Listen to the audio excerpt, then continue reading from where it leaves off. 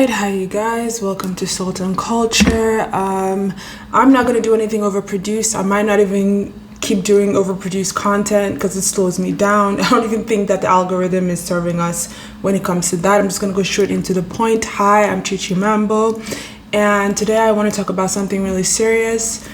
You've seen the title. We're gonna talk about DAVIDO. I'm gonna make it short and sweet. So, as you all know, Chioma and DAVIDO have lost Ifeanyi. Okay, even saying that is kind of heavy. It's kind of heavy coming out of my mouth because I just thought, like yesterday when I saw the news, I thought, well, maybe this morning, they would say, hey, we had a little accident. It's a rumor. Nothing serious has happened. But no, it's actually happened. So I want to say this, right? The first thing that came to my mind is, if you follow DAVIDO at all, if you follow Nigerian media, news, etc., entertainment news, then you know that he's one of the few celebrities who we have publicly seen lose a ton of people that are very close to him, right? He's one of the few people we've seen lose a lot of very close people. And I just wanted to put this out there because sometimes I've noticed that our culture is not necessarily the most emotionally intelligent when it comes to how to deal with people in general, right? On social media, let's put it that way. Our culture is not the most emotionally intelligent when it comes to certain things, right? Certain emotional, psychological things. These things are pushed to the back burner. So I want to make this, put this out there so that you are equipped with this mindset and you're able to educate other people. You're able to step into conversations that you consider harmful when you hear this. So because he has publicly lost so many incredible, I'm not talking about that uncle, auntie, no, incredibly close people to him, like his mom, patati patata. There are going to be all kinds of rumors, chatter, banter, as there has always been. But I want you guys to be incredibly careful about how you discuss this and how you approach the situation, publicly, because his loved ones are going to see it. He's very popular. He's very philanthropic, etc. For someone, when they lose so many people close to them, when they keep losing people back to back to back, and these people are incredibly close to their heart, if it make you kolo, it can make you mad. There were already rumors that he wanted to run across the street. He tore his clothes and he was literally going to run out mad, right? It can make you mad. It can tip you. But if it doesn't tip you, if it doesn't make you mad, if it doesn't kill you, what it will or what it can do also is stunt you or damage your brain, literally, right? It can damage your mental in a very severe way, where at the root of it, you feel like you're not deserving. At the root of it, you think that everything you come close to will die. You feel like everything you touch will die, will crumble, right? And it's important that when we're having these conversations, which he might see one day, people who love him will see, that you do not alienate these people. You don't say those kind of things that would really emphasize that, oh, don't be around this person. No, everybody has their life path. And what will happen, what will be, will be. But it's not for you to say, we cannot be around. You're not the universe. You're not. And when you act stupid or you play stupid games, the universe will make sure that you win stupid prizes that nobody wants to win. I'm only bringing this to our awareness so that we know how to navigate this thing. We understand how to move and have to have conversations and how to insert yourself in conversations that when we see something harmful happening on social, wherever, we can jump on and say, hey, perhaps let's view it this way. Perhaps let's handle it this way. Perhaps let's not spew this. Do you understand?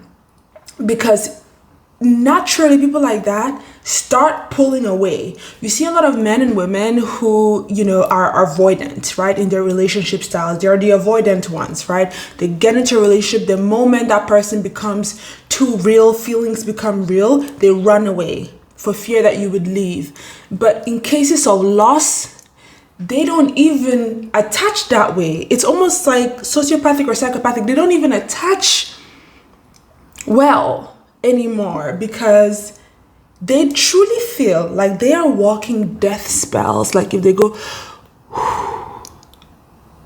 I like you, I love you, I care for you. If they care for you, that you will die. Not that you would leave. Avoidance are usually because of a mother wound or some kind of wound that you would leave. But no, this is not a matter of you leaving. It's a matter of them being responsible for your literal transition to the afterlife. So please be very careful how you speak on this so that they don't walk with the weight of the world on top of everything. Let's make life for someone like Davido easier online because this man has given.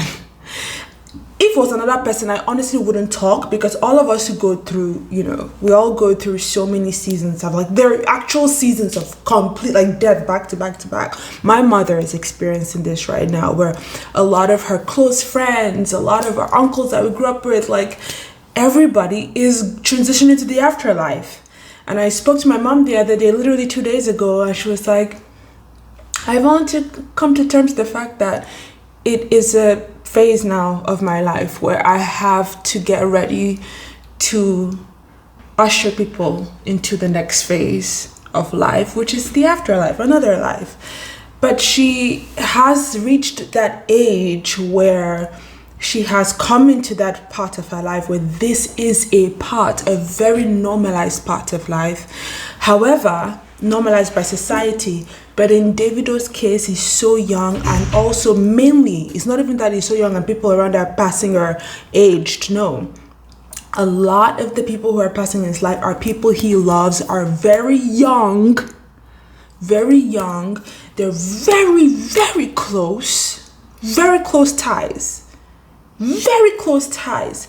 So we're all gonna experience some crazy ish in this life. So while everybody walks around and says, oh, this person has money so they don't have problems, please, I hope you are learning that everyone carries burdens that you think your own is big. You gotta be thinking bigger. Sorry. But you think your wahala is so unbearable. And that other people have no wahala because you don't see it. But also realize sometimes you see it and you still do not take into consideration that no, people live life and they might not show everything, or you might think that certain things wipes away the problems that they have. But baby, you do not understand that burden. You do not understand that burden and that cross. You don't. This man has given so much, literally gives a lot, gives back so much to his own staff, to his people. And I also want to finally end with talking about his staff. I hear that some of them have been arrested, etc., due to negligence and other things that, I'm sure with time things will unfold. There are truths and untruths flying out, rumors flying out with truths, etc. So we don't know. But I would say, please say a prayer for David, say a prayer for Chioma, say a prayer for Ifeanyi as he's transitioning and as he's transitioned. Say a prayer for him, because I don't know if you know, but I know he will come back. So say a prayer for him, right? On his journey to a whole new world, a whole new life, and that the new life he gets into is kinder to him. Not to say that this world has not been kind. It has been. But this tragedy is definitely something that no one wishes on anyone.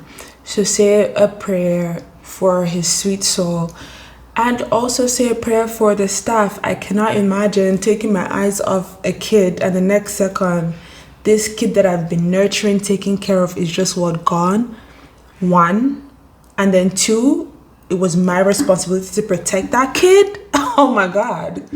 I too run mad. Like that thing, imagine living a life like that. Imagine living a life where you were negligent for a second, you didn't say, somebody picking on that when it was your responsibility to care for them. It is horror. It is horror. It is horror. And it can happen to anyone. It can happen to you, it can happen to anyone. This is so incredibly painful. Let's just say a prayer for everyone involved, and that there is healing, and that healing comes, and that love fills their heart. I would say, honestly, the most you can do right now, if you're a witch, if you are consider yourself Christian, whatever, if you wield power of the spiritual, please send love to flood their hearts.